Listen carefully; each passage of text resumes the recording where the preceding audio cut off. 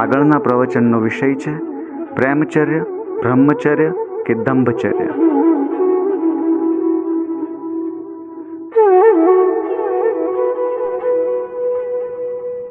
વિનુભાઈ, મુરબ્બી શ્રી હરિભાઈ, સજ્જનો અને સન્નારીઓ,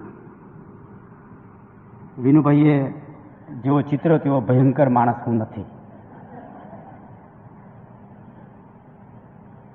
શબ્દનું ખૂન કરવા માટે અતિશયોક્તિ પણ જવાબદાર છે, પણ પ્રેમ હોય ત્યાં અતિશયોક્તિ થોડીક ક્ષમ્ય બને છે. દરેક મહાનગરને એક વિનુભાઈ મહેતા મળવા જોઈએ. અમારા બરોડામાં હોત તો અમને નિરાંત હોત, કારણ કે એક પ્રોગ્રામ કરવો હોય તો ડૂચા નીકળી જાય છે, એટલું અઘરું પડે છે. સંસ્કૃતમાં એક ઉક્તિ છે, યોજકસ તત્ર દુર્લભ. યોજક દુર્લભ છે. તો વિનુભાઈ આયોજનના બાદશાહ છે, અને અમે જ્યારે મળીએ ત્યારે હું બોલવાનું બંધ કરું છું, કારણ કે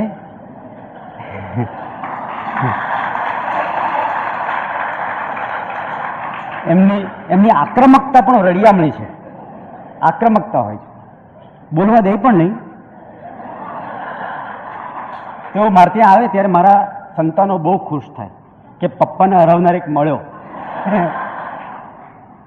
વિનુભાઈ સાથેનો સંબંધ જૂનો છે. લોકો માને છે કે મોરારી બાપુ સાથે મારો પરિચય એમણે કરાવેલો, પણ ખરેખર તો મોરારી બાપુએ મને એમનો પરિચય કરાવેલો. પહેલો મારો ને મોરારી બાપુનો પરિચય થયેલો. આવા વિનુભાઈ આજ્ઞા કરે એટલે હું આવી પહોંચું છું, અને ખાતરી આપું છું કે વિનુભાઈ બોલાવશે તો પાછો પણ આવીશ. એટલે 23 પૂરું થઈ જાય પછી. આટલી ભૂમિકા પછી હું મારા વિષય પર આવી જાઉં છું અને શબ્દ સંપદાને મારી શુભેચ્છા આપું છું, એટલા માટે કે ગુજરાતી કેટલું જીવશે એના અંગે મારા પોતાના વિચારો છે, મારી શંકાઓ છે. હું માનું છું કે જો માત્ર સાહિત્યકારોના જ આધારે જો ગુજરાતી નભવાની હોય તો તે નભશે નહીં. વાચકોનો સહકાર પણ જોઈશે, શ્રોતાઓનો સહકાર પણ જોઈશે. કવિતા લખનારાઓ અત્યારે વાંચનારાઓ કરતાં પણ વધારે છે.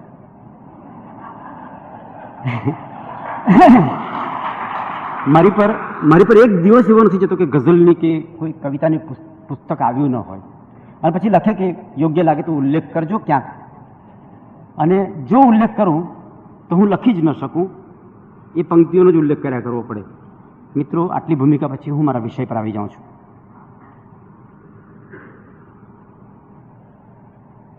એક આશ્રમ,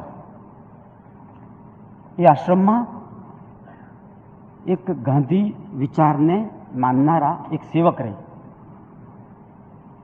એ સેવકના લગ્ન થયા. પહેલી જ રાતે એ સેવકે પોતાની પત્નીને સુહાગરાતને દિવસે કહ્યું કે આજથી આપણે ભાઈ બહેન, આપણે બ્રહ્મચર્ય પાળીશું. આ માણસને હું ઓળખું છું. પત્ની બિચારી શું કરે, અખંડ દુર્ભાગ્યવતી. પહેલા જ દિવસે શાંત રહી. બીજે દિવસે પતિએ સવારના પરમાં 5 વાગે પ્રાર્થના થાય તો એને ઉઠાડી, પેલી ઉઠી. પછી ત્રીજા દિવસે એણે કહ્યું કે મારે તેને ઉઠાડતી વખતે સ્પર્શ કરવો પડે છે ને, એટલે હવે હું ઘંટડી લાવું છું, એટલે હું તને ઘંટડી વગાડીને ઉઠાડીશ, કારણ કે તારો સ્પર્શ હું નથી કરવા માંગતો, બ્રહ્મચર્ય પાળવાનો છે. અને એ પ્રથા ચાલી. દરરોજ 5 વાગે ઘંટડી વાગે, પત્ની ઉઠે, પ્રાર્થના થાય, સમૂહ પ્રાર્થના થાય. વર્ષો વીતી ગયા અને એને માત્ર એ યુગલને 4 સંતાનો છે. એ સંતાનોને આપણે કોના સંતાનો કહીશું? ઘંટડીના? કયા સંતાનો કહીશું? સમજ નથી પડતી.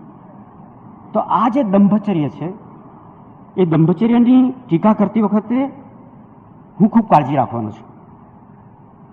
કાળજી એટલા માટે રાખવાનો છું કે તમને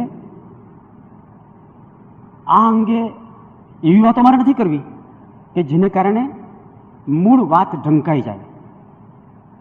મારે એટલું જ ભૂમિકા રૂપે કહેવું છે કે આપણે ત્યાં વ્યાસ અને એના શિષ્ય જૈમિની થઈ ગયા. જૈમિની અને વ્યાસ વચ્ચે સંવાદ ચાલી રહ્યો હતો. એમાં વ્યાસે જૈમિની પોતાના શિષ્યને કહ્યું કે જૈમિની બધી વાત ખરી, પણ સેક્સની વાત આવે ત્યાં પડવાનું બહુ જ જલ્દી શક્ય છે, પતન શક્ય છે. સ્વામી આનંદે શબ્દ વાપરેલો, કોઈ પતન પ્રૂફ નથી. તો જૈમિની કે ના ના ના ના, તપશ્ચર્યામાં માણસ આગળ વધે પછી કોઈ પણ બાબતમાં વાંધો ના આવે, વૈરાગ્ય કેળવાય પછી સેક્સની બાબતમાં પણ વાંધો નહીં આવે, એમ જૈમિની બોલી ગયા. વર્ષો વીતી ગયા એ વાતને, અને એક દિવસ કમોસમી માવઠું થયું. સુરેશ ગાલા કહી ગયા તે પ્રમાણે માવઠું થયું, વરસાદ પડ્યો અને વાતાવરણમાં ઠંડક છવાઈ ગઈ. એટલી બધી ઠંડી કે વાત નહીં પૂછો, ધ્રુજારી છૂટે. શિયાળાનું માવઠું હોવું જોઈએ. તો જૈમિની તાપણું કરીને બેઠા હતા આશ્રમમાં. એ તાપણું કરી રહ્યા હતા અને ગરમાવો પ્રાપ્ત કરી રહ્યા હતા. તે દરમિયાન એક ભીંજાઈ ગયેલી એક યુવાન સ્ત્રી થોડે દૂરથી એમને પગે લાગીને વિનંતી કરે છે કે હે ઋષિ, હું અત્યંત ઠંડીના કારણે ધ્રુજી રહી છું. તમને જો વાંધો ન હોય તો તમારું જે તાપણું છે એનાથી 10-15 ફૂટ દૂર બેસું અને મને થોડો ગરમાવો પ્રાપ્ત થાય, હું પલળી ગઈ છું. જૈમિની કોઈ મને કંઈ વાંધો નથી, બેસો બેસો. જૈમિનીએ જોયું તો કપડાં ભીંજાઈ ગયેલા એટલે પારદર્શકતા આવી ગયેલી. એટલે જૈમિનીએ કરુણાપૂર્વક, અત્યંત કરુણાપૂર્વક એને કહ્યું કે તમે તાપણાની નજીક આવી શકો છો, આટલે દૂરથી ક્યાં તાપ મળવાનો તમને. સ્ત્રી નજીક આવી. પછી જૈમિનીનો સુવાનો ટાઈમ થયો તો ઋષિ જૈમિની કહે છે કે હું હવે જાઉં છું, તમે અહીંયા બેસજો. પણ ઋષિ જૈમિનીના મનમાં વિકાર પેદા થયો. પેલી સ્ત્રીએ પણ કહ્યું કે મહારાજ, તમારે ઓટલે પડી રહ્યો તો કંઈ વાંધો છે કે ના, બિલકુલ વાંધો નથી, તો ઓટલા પર આવી જાય. જૈમિની અંદર ગયા, પેલી સ્ત્રી ઓટલા પર રહી. અને અંદર ગયા પછી જૈમિનીને એ સ્ત્રીની વધારે જરૂર લાગી હશે કે ગમે તેમ, એને કહું તમે અંદર જ આવી જાઓ, બહાર ઓટલા પર તમને બહુ ઠંડી લાગશે. એટલે પેલી સ્ત્રી શી ઓબ્લાઇઝ હિમ અને અંદર ગઈ. અને ત્યાં જૈમિની એટલા તો સ્ત્રીમય બનેલા, એણે કહ્યું કે મારે તારી સાથે આનંદ કરવો છે. સ્ત્રીએ શરત મૂકી. સ્ત્રીએ કહ્યું કે આનંદ એક શરતે કરવા દઉં, તમે ઉબરા પડી જાઓ, તમારી પીઠ ઉપર હું બેસું અને તમારે મને રૂમમાં ફેરવવાનું, એમ ફેરવ્યા પછી હું તમને છૂટ આપું. તો જૈમિની 4 પગા બની ગયા. ઉપર સ્ત્રીએ સવારી કરી અને જૈમિની ફરવા માંડ્યા રૂમમાં.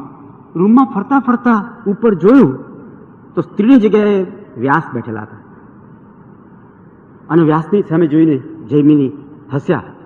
વ્યાસે કહ્યું, જૈમિની, તે કહ્યું હતું કે આ બાબતમાં વાંધો નહીં આવે, વૈરાગ્ય હોય તો, પણ અહીંયા વૈરાગ્ય તૂટ્યો તારો. મેં તને કહ્યું હતું પણ તું માનતો નહોતો. મિત્રો, જે વૃત્તિ માનવીય અસ્તિત્વમાં આટલી પ્રબળ, આટલી પાવરફુલ હોય, એ વૃત્તિનો અનાદર ન થઈ શકે, એ વૃત્તિની ઉપેક્ષા ન થઈ શકે, એ વૃત્તિની અવગણના ન થઈ શકે. હું સેક્સને અત્યંત પવિત્ર બાબત ગણનારો માણસ છું. કોઈ વલ્ગારિટી નથી. મારી પાસે પ્રમાણ છે, એ વાત હું રજૂ પણ કરીશ. સેક્સ અત્યંત પવિત્ર બાબત છે. જો એ અપવિત્ર હોય તો માતૃત્વ અપવિત્ર ગણાવવું જોઈએ. સેક્સ જો અપવિત્ર, વિનોબાએ કહ્યું છે કે સેક્સ જો અપવિત્ર હોય તો મારે પહેલાં તો મારી માતાને અપવિત્ર ગણવી પડે, જે માટે હું તૈયાર નથી. તો સેક્સના છોડ ઉપર માતૃત્વનું પુષ્પ ઉગતું હોય છે. એ માતૃત્વનો આદર કરવો અને છોડનો અનાદર કરવો, એને ગાળો ભણવી, એ કુતર્ક છે. ગંગા પવિત્ર છે, સેક્સ પણ પવિત્ર છે. ગંગાને જો માણસ પ્રદૂષિત કરી શકતો હોય, મેલી કરી શકતો હોય, તો સેક્સની પણ એ જ હાલત થઈ છે. તો આ સેક્સમાં પવિત્રતાનું આરોપણ કરીને હું 2 શબ્દો કહેવા માંગુ છું કે આટલી પાવરફુલ ઇન્સ્ટિંક્ટ, એનો અનાદર ન હોઈ શકે. કારણ કે ભલા લોકોને આપણે જાણીએ છીએ, જોઈએ છીએ, જેના વિશે કલ્પના પણ ન કરી હોય તેની કોઈક વાતો આપણને જાણવા મળે છે. અને એ વાતો અફવાઓ હોય છે, તે પણ ક્યારેક ક્યારેક હકીકત બનીને આપણી પાસે આવે છે. તો આપણે આ બાબતમાં મિથ્યાભિમાનમાંથી નીકળી જઈએ, દંભમાંથી નીકળી જઈએ, તો કદાચ આપણને તંદુરસ્ત સેક્સનો ખ્યાલ આવી શકે. હેલ્ધી ફૂડ હોઈ શકે છે, હેલ્થ ફૂડ રેસ્ટોરન્ટ, તો હેલ્થ ફૂડ હોઈ શકે, સેફ વોટર હોઈ શકે, તો હેલ્ધી સેક્સ કેમ ન હોઈ શકે? જો આ દેશે બ્રહ્મચર્યના ફીફા ખાંડવાની જગ્યાએ આપણી સંસ્કૃતિમાં જો તંદુરસ્ત સેક્સનો મહિમા થયો હોત તો આજે વિકૃતિઓના ઉકરડા આશ્રમોમાં આટલા ભયંકર ન હોત. એક નિસ્તેજ અને નિર્વીર્ય ચહેરાવાળો સમાજ કેમ પેદા થઈ ગયો? કોઈ ચહેરા પર તેજ નથી. મકરંદભાઈ અમેરિકા ગયેલા તે આવીને મને કહે છે, કેટલા તેજસ્વી ચહેરાઓ જોઈને આવ્યો, કેટલા તેજસ્વી ચહેરાઓ. આ ચહેરાઓ ભૌતિક રીતે તેજસ્વી હશે, કદાચ એ લોકો પાસે આધ્યાત્મિક સંપદા ન પણ હોય, તો હવે મકરંદભાઈ જેવા માણસે કહ્યું કે બધા નિસ્તેજ ચહેરાઓની જગ્યાએ તેજસ્વી ચહેરાઓ જોવા મળ્યા. આ નિસ્તેજ અને નિર્વીર્ય ચહેરાઓ જે દેશમાં બ્રહ્મચર્યનો આટલો મોટો મહિમા થયો છે એવા દેશમાં કેમ? બ્રહ્મચર્યની જેટલી વાતો આ દેશમાં થઈ છે એટલી વાતો બીજી કોઈ સંસ્કૃતિમાં, બીજા કોઈ દેશમાં થઈ નથી. અને છતાં આ દેશમાં ભ્રષ્ટાચાર, આ દેશમાં ગરીબી, આ દેશમાં બેકારી, આ દેશમાં શિક્ષણનો અભાવ, આ બધું કેમ પજવે છે આપણને? બ્રહ્મચર્યનું તેજ કેમ પ્રગટ ન થયું? આટલી સદીઓ વીતી ગઈ છતાં પણ આ એક પ્રશ્ન એવો છે કે જેનો પ્રશ્નનો જવાબ ન આપવા માટે પલાયનવાદનો જ આશરો લેવો પડે છે આપણે. મિત્રો, પ્રેમની બહુ વાતો કરી છે, પણ મને આજે રામ અને સીતાનું પહેલી વાર મિલન થયું એ પ્રસંગ યાદ આવે છે તુલસીકૃત રામાયણમાંથી. મિથિલાની પુષ્પવાટિકા. રામને કહેવામાં આવ્યું વિશ્વામિત્ર માટે પૂજાના ફૂલ લઈ આવો. એટલે રામ અને લક્ષ્મણને નહીં તો ફરવા જવું જ હતું, એમાં સરસ નિમિત્ત મળ્યું, પૂજાના ફૂલ લેવા જવાનું. પુષ્પવાટિકામાં ગયા. હવે હિન્દુસ્તાનના ચલચિત્રોમાં, મૂવીઝમાં, ફિલ્મ્સમાં પણ બનતું આવ્યું છે તેમ સીતા ગૌરી પૂજન માટે સખીઓ સાથે એ જ પુષ્પવાટિકામાં આવેલી. આવું ન બને તો ચાલે કેમ? દુનિયા કેમ ચાલે? સીતા પોતાની સખીઓ સાથે ગૌરી પૂજન માટે વાટિકામાં જાય છે. ત્યાં મંદિર છે ગૌરીનું, શિવ પાર્વતીનું. સીતા જાય છે, જ્યારે મંદિરમાં દાખલ થાય છે ત્યારે બીજી એક સખી છૂટી પડીને એક ડાયવર્ઝન લે છે. એ જ્યારે સખી છૂટી પડીને બીજી બાજુ જાય છે ત્યારે એને રામ ઉપર એની દ્રષ્ટિ પડે છે. રામ અને લક્ષ્મણ બંને પુષ્પવાટિકામાં લટાર મારી રહ્યા છે અને જેવી રામ ઉપર સખીની દ્રષ્ટિ પડી એ સખી દોડતી દોડતી હાંફળી ફાંફળી સીતા પાસે જાય છે. સીતા, સીતા, મેં રામને જોયા. હવે તુલસીદાસની કવિતા ખીલે છે. તુલસીદાસ જ આવું વર્ણન કરી શકે સાહેબ. અને તુલસીદાસને આવું વર્ણન કરતી વખતે કોઈ વલ્ગારિટીનું ઓબ્સેશન નડતું નથી. તુલસીદાસનું વર્ણન છે. સખી સીતાને કહે છે, સીતા પૂછે છે કે રામ કેવા લાગે છે? તો સખી કહે છે, ગીરા અનયન નયન બિનુ બાની. મારી જે જીભ છે એની પાસે વાણી નથી. ગીરા અનયન, મારી જીભ છે એની પાસે આંખ નથી, દૃષ્ટિ નથી, મારી જીભ કશું જોઈ શકતી નથી. ગીરા અનયન. પછી કહે છે કે મારા જે નયન છે, નયન બિનુ બાની, મારી જે આંખ છે એની પાસે વાણી નથી. હું તને કયા શબ્દમાં કહું રામ કેવા દેખાય છે? ગીરા અનયન નયન બિનુ બાની. મર્યાદાની મર્યાદા અને છતાં શૃંગાર પૂર જોશમાં, પૂરા વૈભવ સાથે પ્રગટ થાય છે તુલસીદાસના વર્ણનમાં. ગીરા અનયન નયન બિનુ બાની. શું બોલવું? મારી જીભ પાસે દૃષ્ટિ નથી, આંખ નથી, અને આંખ છે એની પાસે વાણી નથી. મારે કઈ રીતે તેને વર્ણન કરવું?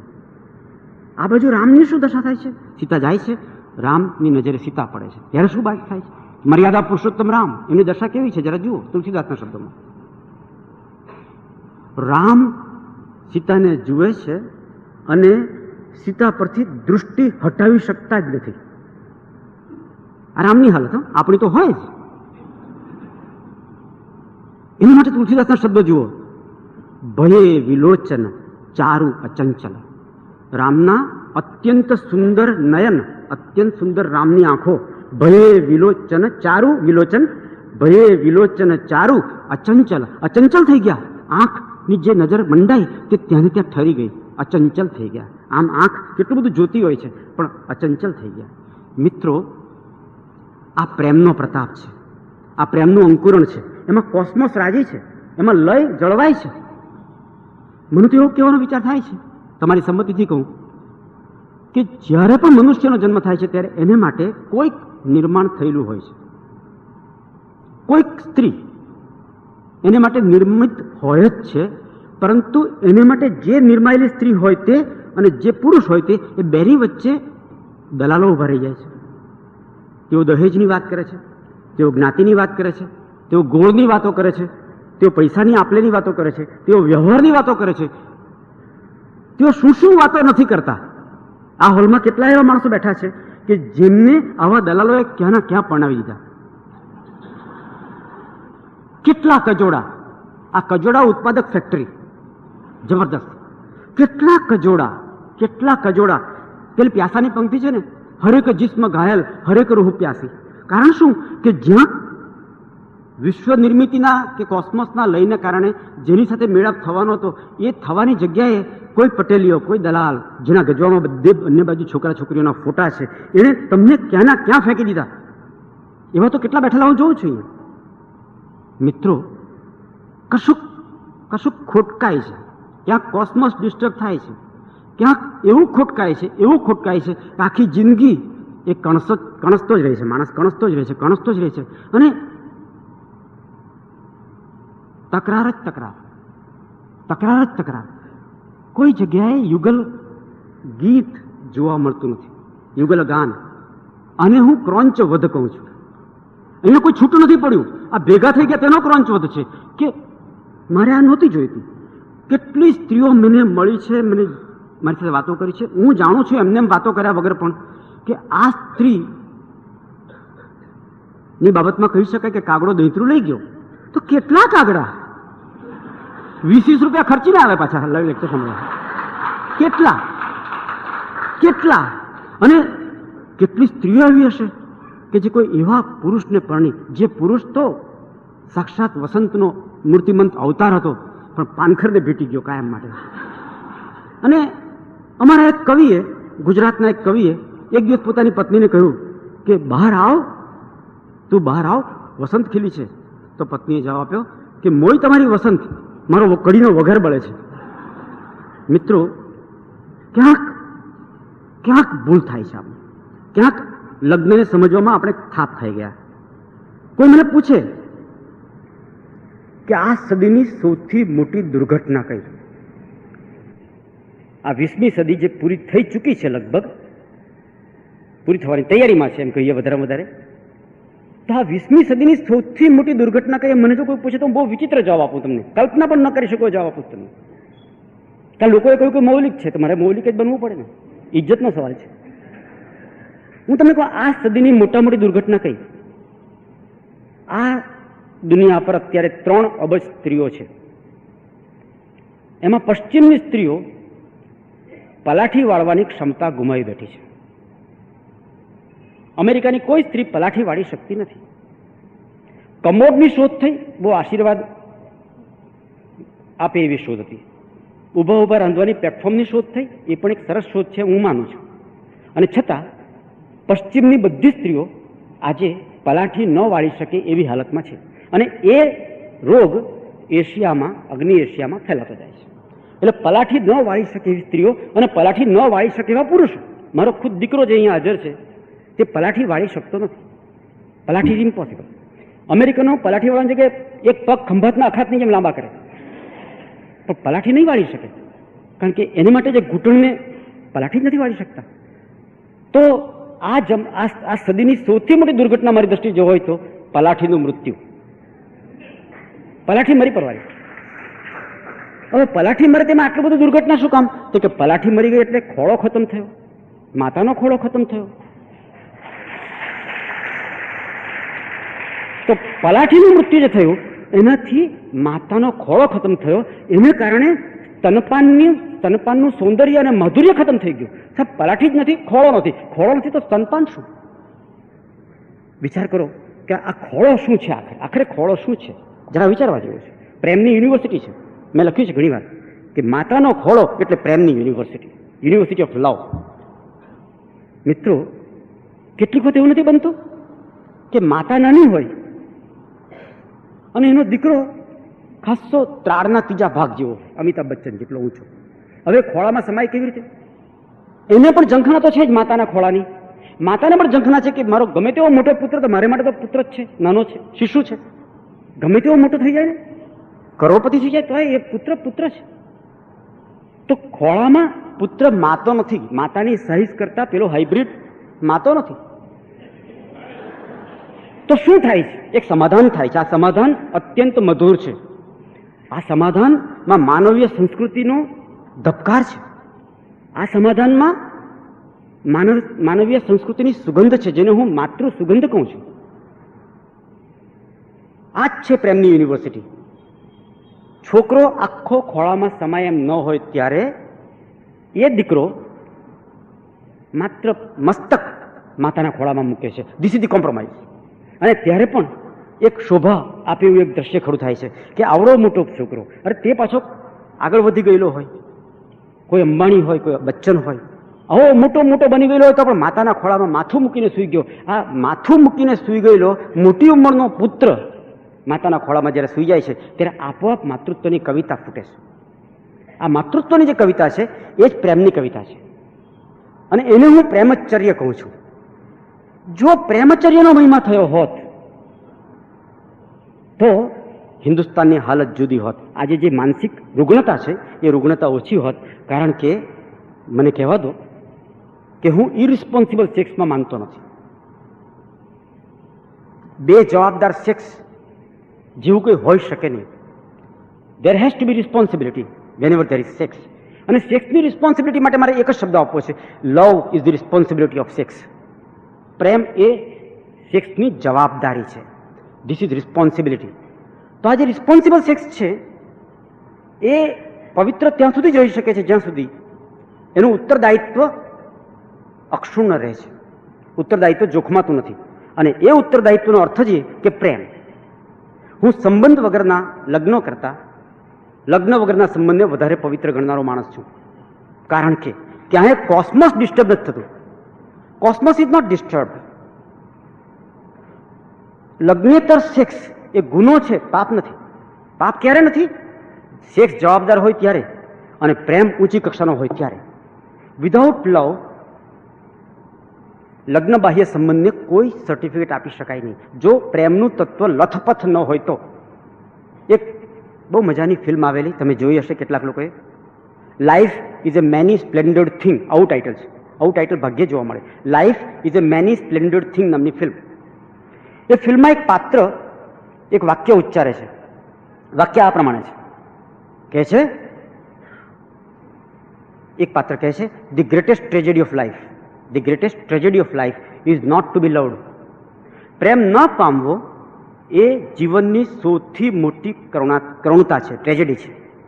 તો મિત્રો, આ પ્રેમ શું છે? મેં બહુ વિચાર કર્યો છે ત્યારે મને થોડોક જવાબ જડ્યો છે. એ જવાબ આખરી ન હોઈ શકે, એ જવાબ સ્વીકાર્ય ન હોઈ શકે. મારો જવાબ તમારે ગળે ન ઉતરે તો અરબી સમુદ્ર અત્યંત ક્ષમાવાન છે. તમે એ જવાબને પધરાવી દેજો, મને કોઈ વાંધો નથી. પણ ગળે ઉતરે તો રાખજો. પ્રેમ શું છે આખરે? માણસ ને સતત મૃત્યુ નામની ઘટના બ્લેકમેલ કરતી હોય છે. Permanent perennial blackmail of death. આ ડેથ જેવું કોઈ બ્લેકમેલ નથી. બધું મળે ત્યારે પણ માણસને એકવાર યાદ આવી જાય છે કે બધું છોડીને મારે જવાનું છે. બધા આનંદના મોજા ઉપર સવારી કરતો હોય ત્યારે પણ થાય છે કે ક્યારેક બધું છોડીને ચાલ્યા જવાનું છે. બંગલો મજાનો હોય, સંસાર મજાનો હોય, ડ્રોઈંગ રૂમ મજાનો હોય, બધું સેન્ટ્રલી એર કન્ડિશન હોય, તોય મૃત્યુ છોડતું નથી. તો આ મૃત્યુનું બ્લેકમેલ માણસને સતત પજવે છે. એ પજવણી અત્યંત ગુપ્ત છે, ખાનગી પજવણી છે, અત્યંત પ્રચ્છન્ન પજવણી છે. આ પજવણીમાંથી મુક્ત થવાનો એકમાત્ર માર્ગ, મૃત્યુ સામે ટકી શકે એવી કોઈ બીજી ઘટના હોય તો તે પ્રેમ છે. મૃત્યુ સામે બીજી કોઈ ઘટના, લવ સિવાયની બીજી કોઈ ઘટના ટકી શકે એમ નથી. તો આ પ્રેમ જે છે એ એવી બાબત છે કે જેનો સંબંધ આત્મા સાથે છે. આ વાત કરનાર કોઈ પહેલો મૌલિક માણસ થયો હોય તો યાજ્ઞવલ્ક્ય છે. ઘણા લોકો ખાલી કહે છે કે ગૃહસ્થાશ્રમ હોય ત્યાં બ્રહ્મચર્ય ન હોઈ શકે. મેં આજે જ આધાર ટાંકીને લખ્યું છે, આજે જ મારા કોઈ લેખમાં, બ્રહ્મચારીના લક્ષણો શ્રીમદ ભાગવતમાં વર્ણવ્યા છે. 4 લક્ષણો છે: પ્રતિભા, ઉત્સાહ, સામર્થ્ય અને સુકુમારતા. આ 4 લક્ષણો જેમાં હોય, જે માણસમાં, તે બ્રહ્મચારી છે. ગૃહસ્થી હોય તો આ શ્રીમદ ભાગવત કહે છે. મિત્ર હરિભાઈ બેઠા છે, શ્રીમદ ભાગવતમાં ઉદ્ધવને કૃષ્ણ છેલ્લો ઉપદેશ આપે છે, તેમાં કહે છે, મારી પાસે એ પ્રમાણ છે, કૃષ્ણ કહે છે ઉદ્ધવને કે જે સંસારી હોય છે એ પણ જો ઋતુકાળને અનુસરીને સંભોગમાં જોડાય તો એનું બ્રહ્મચર્ય ખંડિત થતું નથી. મિત્રો, રમણ મહર્ષિએ સાફ કહ્યું છે કે અપરિણિત હોવું બ્રહ્મચારી હોવા માટે જરૂરી નથી. What does it mean? આ જે લંગોટ મૂલક બ્રહ્મચર્ય છે, માત્ર પ્રજનનેન્દ્રિયોને જ સાચવનારું અને તેનાથી ભાગનારું અને સેક્સ વિહીન એવું જે બ્રહ્મચર્ય છે, એવું બ્રહ્મચર્ય ભારતના કોઈ ઋષિએ પ્રબોધ્યું નથી. વશિષ્ઠને માત્ર 100 પુત્રો હતા, માત્ર 100. વશિષ્ઠ બ્રહ્મર્ષિ કહેવાયા. વિશ્વામિત્રને દુઃખ રહી ગયું કે હજુ મને બ્રહ્મર્ષિનું પદ મળ્યું નથી. છેવટે વિશ્વામિત્રને એ પદ વશિષ્ઠ તરફથી જ મળ્યું. માટે વશિષ્ઠ તો બ્રહ્મર્ષિ હતા જ. એ બ્રહ્મર્ષિ યાજ્ઞવલ્ક્યને 2 પત્નીઓ હતી. હું એમ નથી કહેતો કે એ કરવા જેવી વાત છે, અને મારી પત્નીની હાજરીમાં તો એવું બોલું જ નહીં. હું એટલું જ કહેવા માંગુ છું કે ઋષિ પરંપરામાં ક્યાંય બ્રહ્મચર્યનો સંબંધ આવો નહોતો. કૃષ્ણની વાતમાં ક્યાંય બ્રહ્મચર્યનો સંબંધ આવો નહોતો. જૈન પરંપરામાં મારી પાસે પ્રમાણ છે, આજે જ ટાંક્યા છે મેં લોકોને. મહાવ્રત, અણુવ્રત. મહાવ્રત કરે તે મુનિ, અણુવ્રત કરે તે સંસારી. અને અણુવ્રતમાં એક પરદારા વિરમણ વ્રત, એમાં પોતાની જ પત્નીથી સંતુષ્ટ રહેવું એને બ્રહ્મચર્ય ગણાવ્યું છે. ચોથો મુદ્દો છે આ. મિત્રો, ભારતીય પરંપરામાં બ્રહ્મચર્યનો સંબંધ અપરિણિત હોવા સાથે નથી. એટલે કોઈ સાધુ સાધ્વીને અપરિણિત છે માટે બ્રહ્મચારી કે બ્રહ્મચારીની કહેશો નહીં. આટલી ચોખ્ખી વાતમાં બ્રહ્મચર્ય શબ્દને એટલો તો અન્યાય થયો છે, એને અંગે હું કલાકો સુધી બોલી શકું એમ છું, પણ એની જરૂર નથી. મિત્રો, ગીતામાં સેક્સને અંગે કૃષ્ણ કહે છે કે ધર્મથી વિરોધી નહીં, ધર્મનો વિરોધી નહીં એવો કામ હું છું. કૃષ્ણ કહે છે ધર્મથી અવિરુદ્ધ એવો કામ હું છું. તો મિત્રો, બહુ ટૂંકમાં પતાવું કારણ કે પ્રશ્નોત્તરી ચાલવાની છે. હું એટલું જ કહીશ કે ભારતીય પરંપરામાં બ્રહ્મચર્યનો સંબંધ સેક્સ વિહીનતા સાથે નથી. જો સેક્સ વિહીનતા તે સંબંધ હોત તો પ્રત્યેક નપુંસક માણસને તમારે બ્રહ્મચારી કહેવો પડત. This is the antilogic. હું એમ કહેવા માંગુ છું કે આપણા ઘણા ખરા ઋષિઓ નહીં, લગભગ 90-99% ઋષિઓ, મેં તો વંશાવલી કાઢી નાખી. અને આપણને જો આજે વેદ અને ઉપનિષદ મળ્યા હોય અપ્રદૂષિત રીતે, એ they were transfer from lips to lips, એક હોઠો પરથી બીજા હોઠો પર પેઢી દર પેઢી વેદ અને ઉપનિષદના મંત્રો આપણને બદલાયા વગર મળ્યા હોય તો તેનું કારણ ઋષિ ગૃહસ્થી હતા. તે છે, ઋષિઓએ જો બ્રહ્મચર્ય પાળ્યું હોત તો આ વેદ અને ઉપનિષદ આપણા સુધી આવ્યા ન હોત. એમની શિષ્ય પરંપરા અને પુત્ર પરંપરા, વરુણનો પુત્ર ભૃગુ, અને ભૃગુ પછી આખું ચાલે. આવું ન હોત, આવું ચેન રિએક્શન ન હોત તો આપણને કશું પ્રાપ્ત થયું ન હોત. મિત્રો, બ્રહ્મચર્ય અંગેની સંકલ્પના અત્યંત ખોટી લઈને આપણો આખો દેશ ચાલ્યો છે. તેને કારણે મારી એક થીસીસ છે, the society which is not psychosexually healthy can never be healthy. કોઈ ડોસા, કોઈ વૃદ્ધ પુરુષ અસ્થમા હોય અને દમથી પીડાતા હોય, એનો જો દીકરો જરાક ડાયો હોય, અને ખાસ કરીને દીકરાની વહુ જો જરાક સમજુ અને સહકારયુક્ત હોય, તો એ વૃદ્ધ માણસને એક વૃદ્ધા જે થોડેક દૂર રહે છે એની સાથેની મૈત્રી કરાવી આપો, તમારે સેવા નહીં કરવી પડે. પણ આજે કેટલાય વૃદ્ધો એવા છે, એકલા પડી ગયા છે, એ કોઈ સાથે નિર્ભયપણે બેસી શકતા નથી, કારણ કે આપણો સમાજ એને પણ તંદુરસ્તીપૂર્વક જોઈ શકતો નથી. સભ્ય સમાજની મારી વ્યાખ્યા શું છે? કયા સમાજને તમે સિવિલાઇઝ સોસાયટી કહી શકો? જે સોસાયટીમાં એક આસોપાલવના ઝાડ નીચે 2 મળેલા જીવ ગુફ્તગુ કરતા હોય અને તે તરફ તાકીને જોનારા વૃદ્ધો આસપાસ ન હોય, તેવા સમાજને હું સભ્ય સમાજ કહું છું. આપણે તો ટ્રેનમાં કોઈ મળે અને પૂછે, ટ્રેનમાં મળે એટલે જુએ ભાઈ છે બેન છે, એટલે એના મનમાં ચાલુ થઈ જાય ફેક્ટરી, કોમ્પ્યુટર ચાલુ થઈ જાય કે આ કોણ, આ બેન કોણ, બેન કોણ. પછી છેવટે વિરાર વટે પછી વલસાડ આવે ત્યાં સુધી પેલાથી રહેવાય નહીં, કબજિયાત. એટલે પૂછે જ આ બેન કોણ, એટલે પેલો કે મારી દીકરી. ત્યારે જ પેલાને આ જે અતંદુરસ્ત સમાજ છે, આ આજે બીજાની વાતમાં ડોક્યુ કરનારો સમાજ છે, બીજાની નિંદા કુથલીમાં રાચનારો સમાજ છે. આવો અનહેલ્ધી સમાજ મેં હિન્દુસ્તાન સિવાય બીજા કોઈ દેશમાં જોયો નથી. અને હું તમને છાતી ઠોક્યા વગર કહેવા માંગુ છું કે કેટલાય આશ્રમોમાં હું ગયો છું, ગાંધીજીના આશ્રમોમાં પણ ગયો છું, ગાંધીજનોના આશ્રમમાં પણ ગયો છું. ત્યાં સેવા કાર્ય બહુ મોટું થાય છે, પરંતુ એક આશ્રમમાં હજુ સુધી મને બહુ અપવાદ જડ્યા નથી. એક આશ્રમમાં મેં ખાનગીમાં પ્રતિક્રિયાઓના ખાળકુવા જોયા છે. ખાળકુવા, બીજો શબ્દ નહીં વપરાય. અને તે જ સ્વામીજી બીજે દિવસે ઓડિયન્સ સમક્ષ જે બ્રહ્મચર્યની ખાંડે, જે ફીફા ખાંડે, તમને છક થઈ જાઓ. મને ખબર છે કેટલાક લોકો તો જાતે મને કહી ગયા છે કે મારું છે આવું. મારો કંઈક છાપ એવી છે કે મને નિર્ભયપણે માણસ ગમે તે કહી શકે છે. નિર્ભયપણે મારી પાસે આવતી વખતે એ વાતો હું પત્નીને પણ કરતો નથી. કેમ? કે એક જવાબદારી છે. આપણામાં કેટલો વિશ્વાસ મૂક્યો. કેટલાય લોકોએ પોતે આવીને મને કહ્યું છે કે તમે લખો છો તે સાચું છે, અમારથી બોલાતો નથી પણ સાચું છે. તમે વિચાર કરો કે આ દેશ આટલો તંદુરસ્ત કેમ નથી? એક કપલને પોતાના મનને બગાડ્યા વગર જોઈ શકતો નથી. એને તમે નોર્મલ દેશ કહેશો? અને એવું બને ત્યારે શારીરિક તંદુરસ્તી પણ જોખમાય છે. Because our sickness is psychosomatic. ડોક્ટરો બેઠા છે. Psychosomatic in nature. એટલે સાયકોલોજી જ્યાં બગડે છે, અને સાયકોલોજી બગડેલી જ છે. તમે કોઈ પણ ગામમાં જાઓ, ઓટલા ઉપર પારકી પંચાયતની પાર્લામેન્ટ હોય છે. હવે જે દેશમાં બ્રહ્મચર્યની આટલી મોટી સાધના થઈ, અરે શકુંતલાના કણવ ઋષિના આશ્રમમાં દુષ્યંતને પહેલવેલી શકુંતલા જુએ છે, દુષ્યંત પર પહેલવેલી નજર પડે છે, ત્યારે શકુંતલા કહે છે કે આ તપોવન વિરોધી વિચાર અને વિકાર મારા મનમાં કેમ જન્મે છે? શકુંતલા પોતાની જાતને ગિલ્ટી ઠેરવે છે. Shakuntala could not love Dushyant without guilt. દુષ્યંતને જોઈને એના મનમાં આકર્ષણ જન્મે છે. તો પહેલો સવાલ સ્વગત કાલિદાસ બોલાવે છે કે મારા મનમાં આ પુરુષને જોઈને તપોવન વિરોધી એવો ભાવ. અરે ભાઈ, બે વચ્ચે પ્રેમ થાય એમાં તપોવનનું શું બગડી ગયું? તપોવનનું શું બગડી ગયું? પણ સદીઓથી ક્યાંક ભૂલથાપ થઈ ગઈ છે. આ ભૂલથાપ કૃષ્ણ સિવાય બીજા કોઈએ સુધારવાનો પ્રયત્ન કર્યો નથી. મને કૃષ્ણ પ્રત્યે કેમ, મારા પ્રવચન અંત ભાગે આવી ગયો છું અને કૃષ્ણ દ્વારા હું મારી વાત પૂરી કરવા માંગુ છું. કૃષ્ણ પ્રત્યે મને પક્ષપાત છે એમ ઘણા લોકો કહે છે. હું કહું છું કે કૃષ્ણને મારા પ્રત્યે પક્ષપાત છે એની તો વાત કરો. મારા પ્રત્યે એને પણ પક્ષપાત છે. પક્ષપાત એક પક્ષી નથી. મિત્રો, કૃષ્ણ પ્રત્યે મને પક્ષપાત છે એવો આક્ષેપ હોય તો એ આક્ષેપ બહુ રળિયામણો છે, મને ગમે છે. તો એ પક્ષપાત કેમ છે, મને કેમ છે, એની વાત તો એ કરે, એમાં હું નહીં બોલી શકું. તો કૃષ્ણ પ્રત્યે મને પક્ષપાત કેમ છે? તો મારો જવાબ છે અત્યંત પ્રકૃતિ દત્ત, અત્યંત પવિત્ર એવા આકર્ષણને પ્રેમને માર્ગે વાળવામાં અને પ્રેમને ભક્તિ તરફ વાળવામાં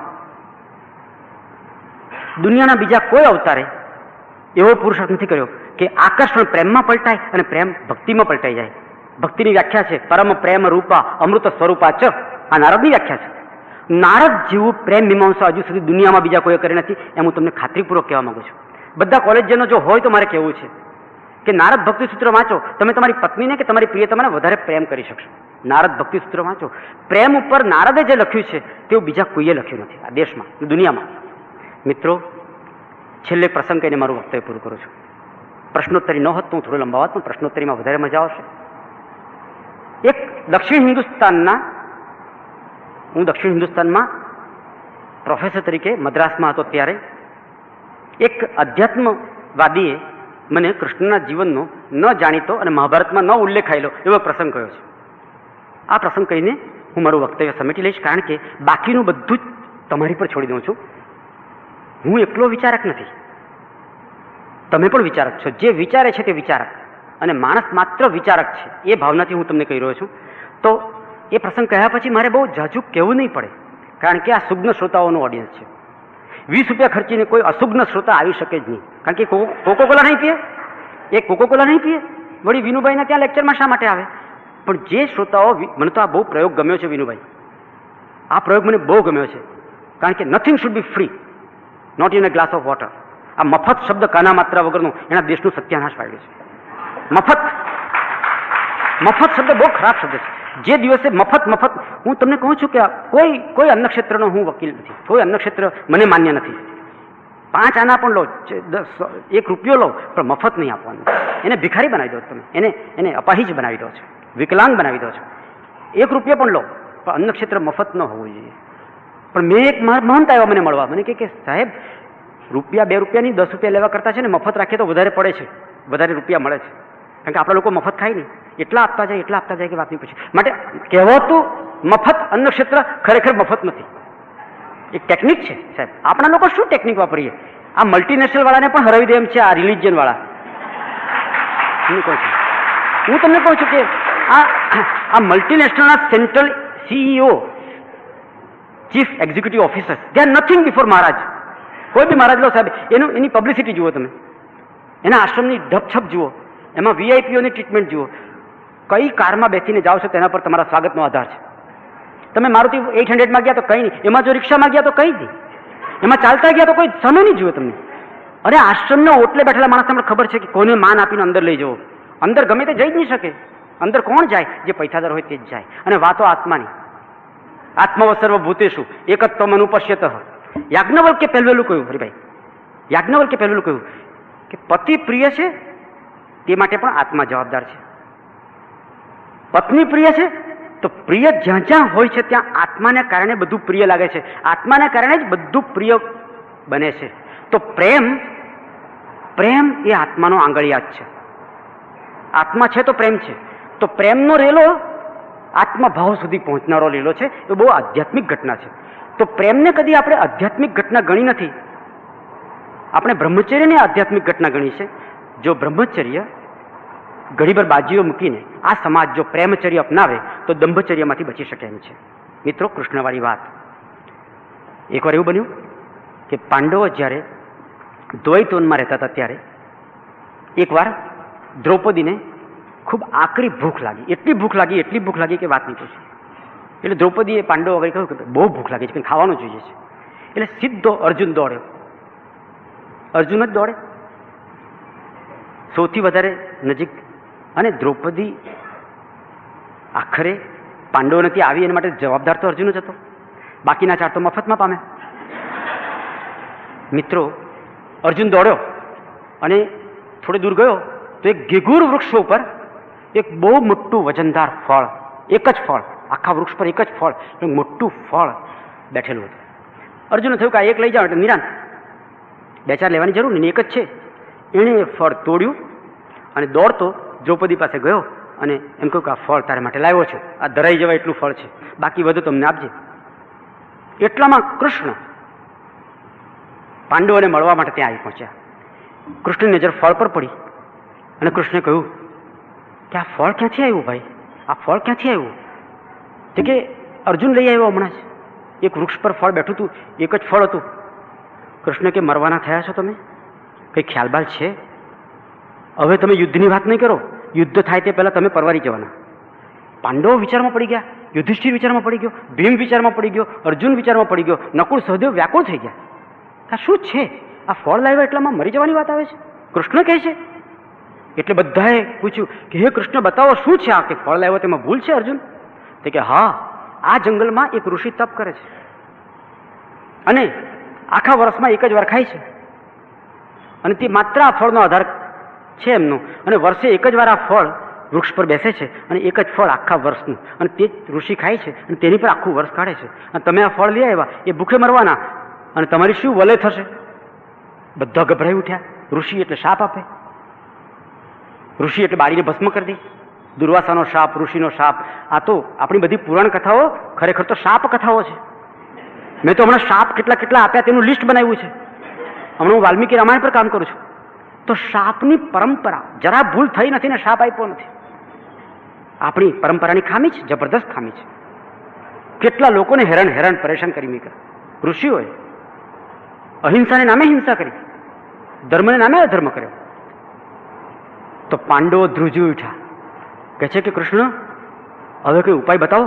અને તમે જોયું હશે મહાભારતમાં કે જ્યારે જ્યારે આવી મુશ્કેલી ઊભી થાય ત્યારે કૃષ્ણ જ ઉપાય બતાવે, બીજા કોઈની તાકાત નથી કે ઉપાય બતાવે. કટોકટી આવે છે અને કૃષ્ણ એ કટોકટીનો ઉકેલ લાવે છે. આવું તો આખા મહાભારતમાં તમને જોવા મળે છે. તો કૃષ્ણે કહ્યું કે આ ફળને પાછું ચોંટાડી આવો, પણ એક શરતે ચોંટે. એટલે બધા 5 બોલ્યા કે બોલો બોલો, કઈ શરત બાપા બોલો, અમે મરી જવાના નહીં તો ઋષિ શાપ આપશે. તો કૃષ્ણ કહે છે એક શરત છે, અત્યારે તમારે બધાએ આ વાત ચાલી રહી છે ત્યારે છેલ્લામાં છેલ્લો વિચાર તમારા મનમાં આવ્યો હોય તે મને કહી દેવાનો. બધાની દેખતા યુધિષ્ઠિરે પોતાનો વિચાર કહી દીધો, ભીમે પોતાનો વિચાર કહી દીધો, અર્જુને પોતાનો વિચાર કહી દીધો, નકુળે કહી દીધો, સહદેવે કહી દીધો, દ્રૌપદીનો વાર આવ્યો. બોલ દ્રૌપદી, તારા મનમાં છેલ્લામાં છેલ્લો વિચાર કયો હતો? દ્રૌપદી કહે છે કે એ વિચાર હું પ્રગટ કરી શકું એમ નથી. એટલે પાંડવો હેરાન થઈ ગયા કે તું તારા લીધે અમે બધા મરવાના, તું તો જશે પણ અમને બધાને લેતી જશે, તું કોઈ પણ હિસાબે કે. દ્રૌપદી કહે નહીં નહીં, તમે મને વિનંતી કરવાનો માંડવા કરો, હું કોઈ પણ હિસાબે આ વાત મારો છેલ્લો વિચાર પ્રગટ કરી શકતો નથી, કારણ છેલ્લો તો કરવો જ પડે, શરત જ છે કે લેટેસ્ટ થોટ. કૃષ્ણ કહે છે કે દ્રૌપદી, કોઈ પણ હિસાબે તારે વિચાર પ્રગટ કરવો પડશે, બધું જ દૂરધાણી થવાની તૈયારીમાં છે, તો જ આ ફળ ચોંટશે. અને અર્જુને પાછા જઈને ચોંટાડવાનું છે, ચોંટે ત્યારે જ જ્યારે તમે બધા તમારો છેલ્લામાં છેલ્લો વિચાર નિખાલસપણે વર્ણવો. દ્રૌપદી ના કહે છે, એકની બે નથી થતી, ના કહે છે, ના કહે છે. પછી કૃષ્ણની વિનવણીથી અને કૃષ્ણની મનામણીથી દ્રૌપદી માની જાય છે. એમાં પણ કૃષ્ણ જ જવાબદાર. અર્જુનનું નહીં ચાલ્યું, કોઈનું નહીં ચાલ્યું, પાંડવોનું તો ચાલ્યું જ નહીં, કારણ કે વસ્ત્રહરણ પછી આ વનવાસ આવેલો, એટલે વસ્ત્રહરણની કટુતા હતી એના મનમાં. કૃષ્ણ કહે છે બોલી નાખ દ્રૌપદી, બોલી નાખ, અર્જુનને પાછો મોકલીએ તો જ બચીશું, નહીં તો બચાશે નહીં, સર્વનાશ રોકડો છે. દ્રૌપદી અત્યંત ખિન્ન સ્વરે અને છતાં સ્પષ્ટ શબ્દોમાં છેવટે ના છૂટકે કૃષ્ણને કહે છે મારો છેલ્લો વિચાર આવો હતો. એ છેલ્લો વિચાર હું તમને કહું છું, હું નથી માનતો કે ત્યાર પછી કોઈ ભાષણની જરૂર પડે. દ્રૌપદી કહે છે કે મારો છેલ્લો વિચાર કૃષ્ણ આવો હતો, હે કૃષ્ણ, કાશ કાશ તુમ છઠે પાંડવ હોતે. આ છેલ્લો વિચાર. પ્રશ્નો આવ્યા છે જે ગુણવંતભાઈ જાણતા નથી. ગુણવંતભાઈને પૂરો અધિકાર છે આ પ્રશ્નને જવાબ ના આપવાનો. લગ્નોત્તર સંબંધો વિશે ગુણવંતભાઈ આપના વિચારો જણાવશો કે? પત્નીની હાજરીમાં આવો સવાલ ન પૂછાયો હોત તો સારું થાત, પણ મારા તાબામાં જેટલી પ્રામાણિકતા છે એ બધી પ્રામાણિકતા જાળવીને હું તમને છેતરવા નથી માંગતો, સાચો જવાબ આપીશ. જે દેશમાં decision making about marriage, the mechanics of decision making about marriage is so polluted, લાકડે માકડું, એનું પ્રમાણ જ્યાં 90% જેટલું હોય. હું જ્યારે પણ ક્યાંક એકબીજામાં ઓતપ્રોત એવું યુગલ જોઉં છું ત્યારે મનોમન વંદન કરું છું, કારણ કે આટલા બધા અયુગલો, બિનયુગલો, નોન કપલ્સ, એની વચ્ચે તમે તમારું કપલહુડ જાળવી રાખ્યું છે. સલામ. એક ઓડિટોરિયમમાં શાયરી બોલાય ત્યારે એ શાયરી કદી પત્ની પર લખાયેલી હોતી નથી. કયામત કા ડર નહીં હૈ મુझे, कयामत का डर नहीं है मुझे, गम है कि फिर से जीना पड़ेगा. तो आ गम છુપાવીને બેઠેલા બધા એક શાયરી લલકારે ત્યારે બહુત ખૂબ કઈ શક્તિથી કરે છે, સમજ પડી? કઈ રીતે કરે છે? બહુત ખૂબ, કારણ કે એ શાયરની પંક્તિઓમાં, એ શાયરના શબ્દોમાં એને પોતાનું દર્દ ઘૂંટાતું લાગે છે, માટે કરે છે. પતિ પત્ની પાસે બેઠેલો તો બંને જોર જોરથી તાળી પાડે છે. ખરેખર તો એવું બનવું છે કે પતિએ પૂછ્યું છે કે તું આટલી બધી તાળી કેમ પાડે છે? હું એટલો બધો નકામો માણસ છું. हमने सोचा था, शायर के છે, हमने सोचा था हाकम से करेंगे फरियाद, हमने सोचा था हाकम से करेंगे फरियाद, लेकिन वो भी जालम तेरा चाहने वाला निकला. તમે વિચાર કરો કે આવું બને ત્યારે તમે પણ કેમ તાળી પાડી? આ પત્ની પર લખાયેલી શાયરી છે. वो भी जालम तेरा चाहने वाला निकला. કોઈએ શાયરે પોતાની પત્ની પર શાયરી જાજી લખી નથી, લખી હોય તો સફળ થઈ નથી. તો કેમ આમ બને છે? because they were not meant for each other. And whenever there is an element of they were not meant for each other, when that element is missing, જે થાય તે બહારનો સિમ્ટમ છે, સિમ્ટમેટિક ફિનોમિનન છે. મૂળ રોગ જુદો છે. આ મૂળ રોગ, એને માટે ફિલ્મો તો આવે છે, પ્રેમ રોગ ને બધી, તો ક્યાંક ખાટલે મોટી ખોડ છે. ખાટલે મોટી ખોડ એ કે the mechanics of decision making with regard to marriage is so polluted that whatever happens અગ્નિની સાક્ષીએ જે બને છે તે બનવું નહોતું જોઈતું. અગ્નિની સાક્ષીએ બન્યું માટે માટે માટે એ પવિત્ર. શકુંતલા અને દુષ્યંત વચ્ચે લતા મંડપની નીચે જે પ્રણય થયો અગ્નિની સાક્ષી નહોતી. અગ્નિની સાક્ષીએ થનારી કોઈ પણ દુર્ઘટના આપોઆપ પવિત્ર બની જાય, કારણ કે અગ્નિની સાક્ષી થઈ. તો અગ્નિની સાક્ષીએ ડાયવોર્સ પણ લેવા જોઈએ. જે સમાજ પ્રમાણિક ડાયવોર્સને આવકારી શકતો નથી એ સમાજને સડવાનો અધિકાર છે. અને આ સમાજ અત્યારે સડવાની સ્વતંત્રતા ભોગવી રહ્યો છે. હું તમને આ કહેવા માંગુ છું, જરા ખરાબ લાગશે તમને, પણ હું તમને ચોક્કસ કહું છું, એટલા સ્ત્રી પુરુષોને મળવાનું બન્યું છે. કેટલાક ઘરો એવા હોય છે કે જે ઘરમાં દાખલ થતા મંદિર જેવું લાગે આપણને, યુગલત્વ. જ્યાં કપલહુડ છે, જ્યાં યુગલત્વ છે, ત્યાં કૃષ્ણ છે, ત્યાં રાધા છે. જ્યાં મજબૂરી છે, જ્યાં લાચારી છે, જ્યાં મૌન છે, अब क्या करें, जाए तो जाए कहाँ, એ મજબૂરી છે. એમાં બે એકબીજાને બિલકુલ વેઠી ન શકે એવા ધણીધણીયાની આખી જિંદગી વેંઢારે, એ વેંઢારનારી ઘટનાને પણ જે સમાજ પવિત્ર કહે છે એ સમાજને ગરીબી દૂર કરવાનો કોઈ હક નથી. આ સમાજ ગરીબ જ રહેવા ટેવાયેલો છે. વાય? બિકોઝ વંચિત, ડિપ્રાઇવ્ડ આત્માઓ, વંચિત જીવો, વંચિત વૃદ્ધો, કેટલાય વૃદ્ધોને હું સાયકોલોજીકલી ડિઝીઝડ માનું છું. એ વૃદ્ધની વાતમાં, એની નજરમાં એક છોકરી પસાર થાય ત્યારે વૃદ્ધ તંદુરસ્ત પણ એ છોકરીને જોઈ શકતો નથી પસાર થતી. એના મનમાં આવી જ જાય છે, કારણ રહી ગયેલો માણસ છે. આપણે ત્યાં પામેલા બોડીસ હતી ને, પામેલા બોડીસ, ચંદ્રસ્વામી ફેમ પામેલા બોડીસ. એ પામેલા બોડીસની વાત આવી ત્યારે મેં કહ્યું કે આ સમાજમાં બે જ પ્રકારના માણસો છે, એક પામેલા અને બીજા નહીં પામેલા. અને આ જે નહીં પામેલા લોકો છે એમાં ખાસ કરીને જે વૃદ્ધો છે, those who are deprived, they cannot be healthy. We should pardon them. We should pardon them. કારણ કે તેઓ રહી ગયા છે. તેઓ પામવું જોઈતું હતું, તે પામ્યા નથી. પાછલી ઉંમરે પણ ક્યાંક એક સારો સંબંધ મળી જાય તો એ લોકો લાંબુ જીવે એમ છે. છોકરાઓને પાસે ઓછી સેવા લેવા ઉત્સુક છે એવા વૃદ્ધોને કંપની મળતી નથી. એક કંપની કોઈ વૃદ્ધને કે કોઈ વૃદ્ધાને મેળવી આપીને ખાલી કંપની અપાવવી એ પવિત્ર કામ છે એવું જ્યાં સુધી હિન્દુસ્તાન નહીં સમજે ત્યાં સુધી કણસતા વૃદ્ધોની વસ્તી ઘટવાની. કણસતા વૃદ્ધોનો આ દેશ છે. એક એક વૃદ્ધ નારાજ છે. શું છે? તો મિત્રો, this question cannot be discussed in isolation. Social આઇસોલેશનમાં ડિસ્કસ નહીં થઈ શકે. આપ આ દેશના વડાપ્રધાન બનવાનું પસંદ કરો કે શિક્ષણ પ્રધાન બનવાનું, અને એ વિશે આપના વિચારો અને આચાર સંહિતો જણાવવા વિનંતી. હું કોઈ એવો કમનસીબ માણસ નથી કે મને આવી ઓફર કરવામાં આવે, અને મને તમારી પણ થોડીક, તમારો પણ મારે ખ્યાલ રાખવો જોઈએ. એ વડાપ્રધાન પદનો તો કોઈ સવાલ નથી, પણ હું તમને એક વાત કહું કે વડાપ્રધાન પણ નહીં બનું, બીજું શું, શિક્ષણ પ્રધાન. વડાપ્રધાન પણ નહીં બનું, શિક્ષણ પ્રધાન પણ નહીં બનું, બનું જ તો માસ્તર બનું. આ મારો આનંદ છે. હું જ્યારે દક્ષિણ ગુજરાત યુનિવર્સિટીમાં પ્રોફેસર હતો ત્યારે જો શનિવારે મારે 2 કલાક ફિલોસોફીના લેવાના હોય, એજ્યુકેશનલ ફિલોસોફી, તો મને ગુરુવારથી થવા મળતું કે શનિવારે જાણે શિખંડપુરીનું ભોજન છે. 2 કલાક. અને 2 કલાક દરમિયાન હું એટલું આપી આવતો કે મને આનંદ થતો, પેલા લોકોને ખબર નહીં. તો આના જેવો વૈભવ મેં કોઈ એવા પાપ કર્યા નથી કે મારે રાજકારણમાં જવું પડે. આઈ એમ અ વેરી ઇનોસન્ટ પર્સન. એટલે વિનુભાઈ, તમે જો મિત્ર હો તો આવા બુરા વિચાર તમને ન આવવા જોઈએ. મારે એટલું જ કહેવું છે કે સવારના પોરમાં સૂર્ય ઉગી રહ્યો હોય ત્યારે હું દરરોજ પક્ષીના કલરવની પ્રતીક્ષા કરું છું. આ દરરોજ મારો દિવસ છે. બરાબર 6:05 અત્યારના ગાળામાં, એ ગાળો બદલાય છે, સમય બદલાય છે, 6:05 પહેલું પક્ષી એક નાનો અમથું અવાજ મૂકી આપે છે, અને બાકીના પક્ષીઓ જાણે કહે છે અમે તારો અવાજ સાંભળ્યો. પછી આખું કલરવ ચાલે છે. Symphony of God, symphony of love. This is the cosmic symphony for me.